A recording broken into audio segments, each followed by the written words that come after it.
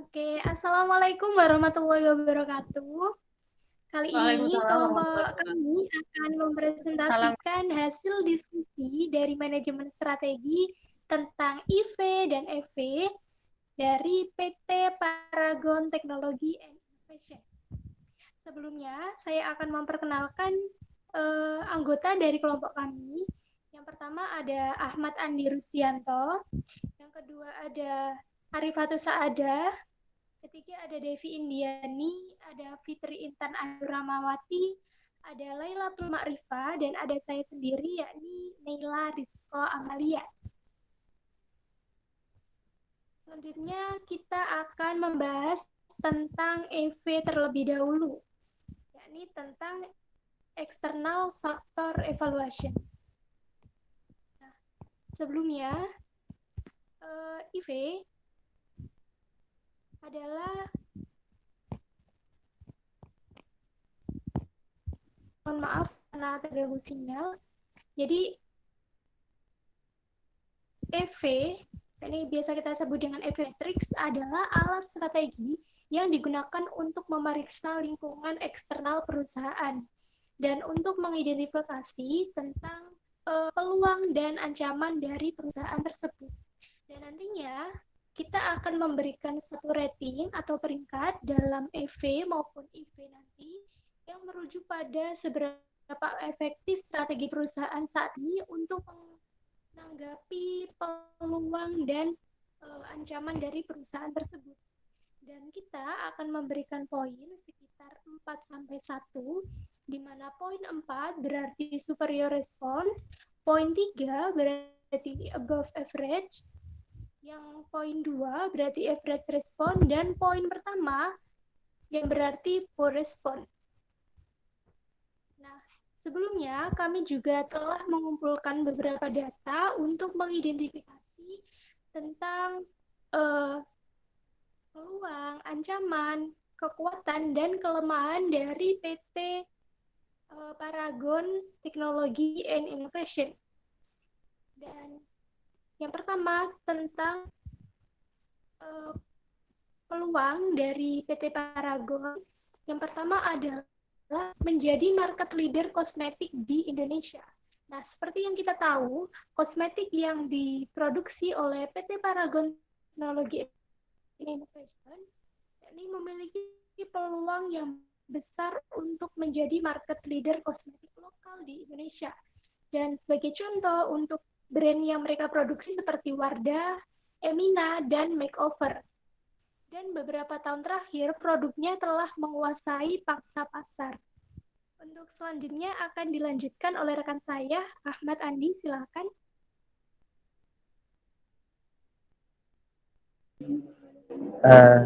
Jadi beberapa brand dari PT Paragon ini menguasai market share di pasar Indonesia. Di antaranya yaitu Wardah yang menguasai market share sebesar 50%, kemudian dilanjut oleh Mustika Ratu menguasai 20% dan Sari Ayu sebesar 17%.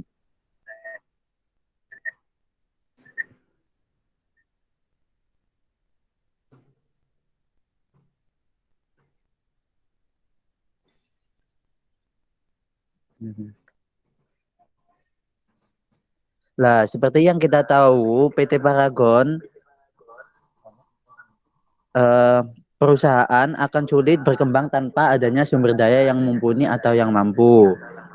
Nah, kini PT Paragon ini mempunyai kurang lebih 12.000 tenaga kerja pada tahun 2020 yang siap mengembangkan perusahaan untuk menuju ke global atau untuk merambah ke pasar internasional.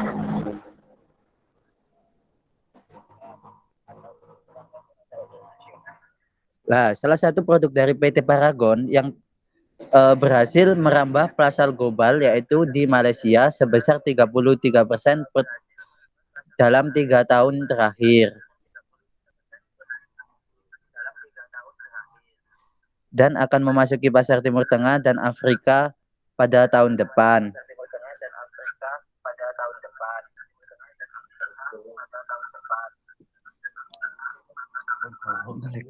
Lah, PT Paragon ini juga menerapkan good manufacturing dalam industri sehingga menciptakan produk yang lebih berkualitas yang dapat bersaing dengan produk dalam maupun luar negeri. Untuk slide selanjutnya akan dijelaskan oleh teman saya yaitu Mbak Laila. Oke, berikut adalah tabel external factor evaluation. Itu peluang dari Paragon. Yang pertama yaitu PT Paragon menjadi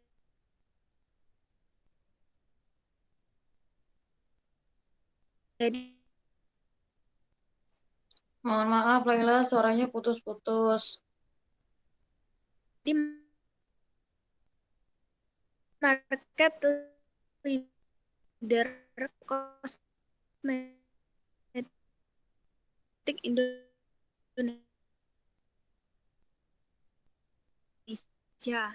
Paragonian yang sebagai aset penting untuk menunjang keberhasilan perusahaan saat ini 2020 yaitu mulai menguasai pasar global. Yang keempat, berbekal pencetus atau halal kosmetik yang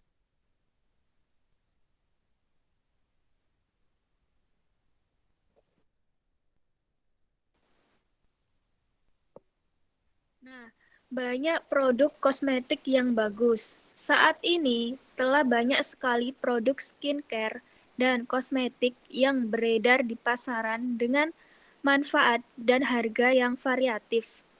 Di Indonesia sendiri, kurang lebih terdapat 1.000 merek kosmetik yang beredar di pasaran.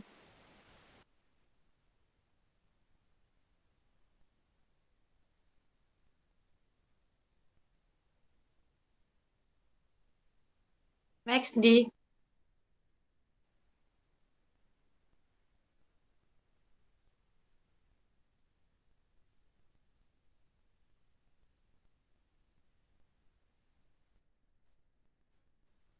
Kosmetik import. Adanya pasar global sehingga memudahkan barang luar untuk masuk ke dalam negeri. Termasuk salah satunya adalah merek kosmetik.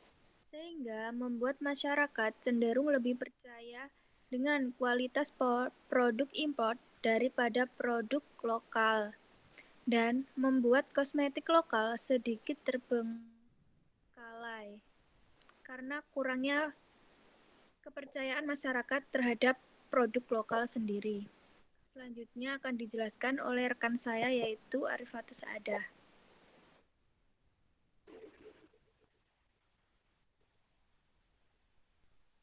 Next, Andi.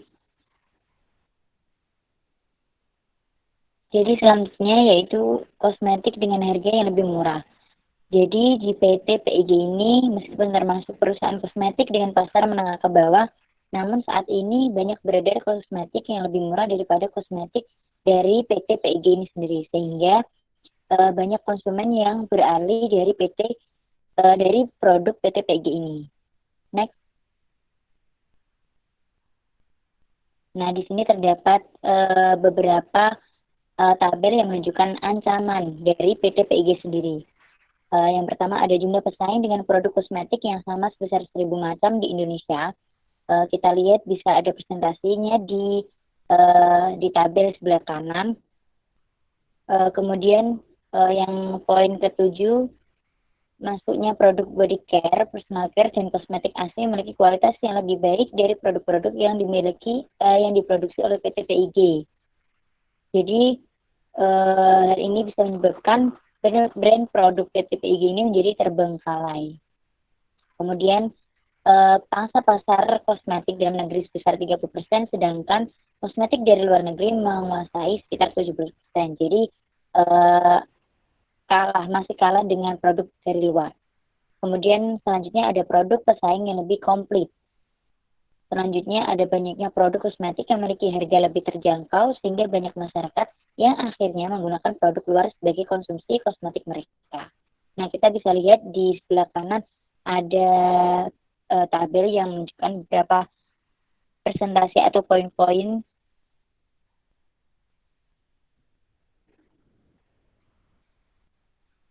Nah, kita lihat totalnya itu ada 1,00 untuk yang paling kiri, kemudian yang paling kanan ada 2,605.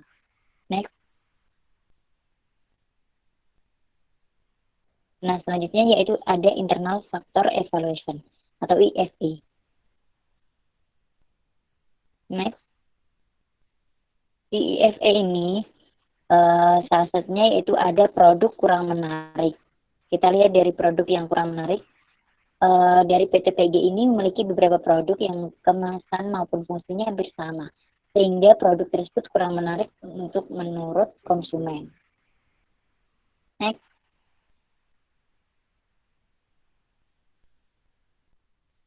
Next, Andi. Back. Nah, untuk yang ini hanya berfokus pada segmen wanita. Jadi di PTPG ini kebanyakan atau hampir semua produk dari PTPG ini semua jenis skincare-nya itu hanya berfokus pada segmen wanita saja dan menciptakan citra bahwa ini adalah rahasia kecantikan wanita. Sehingga untuk menambah ke segmen pria itu sangat sulit. Nah, selanjutnya akan dilanjutkan oleh rekan saya yaitu Devi Indian. Selanjutnya ada variasi produk yang terlalu banyak. Nah, dengan variasi yang banyak dan dengan fungsi produk yang hampir sama, sehingga ini akan membuat biaya produksi semakin mahal. Next.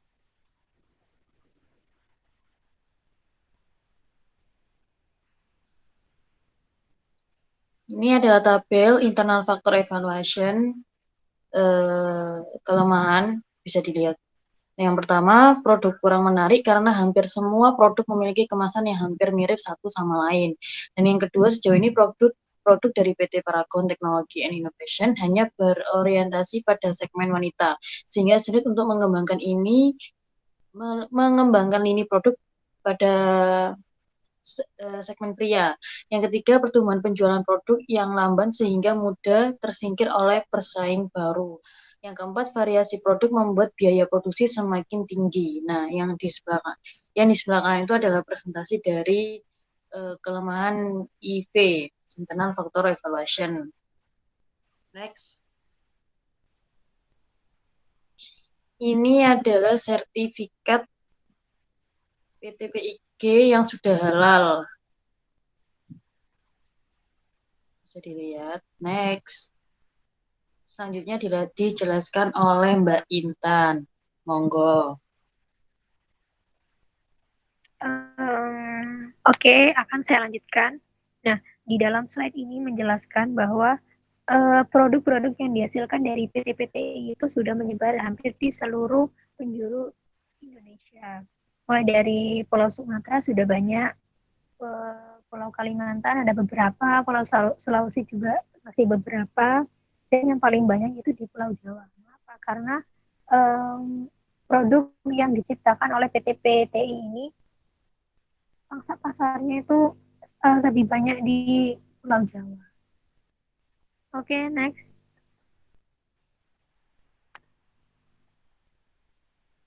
Nah, pada tabel ini menjelaskan beberapa kekuatan dari PT-PTI di internal faktornya.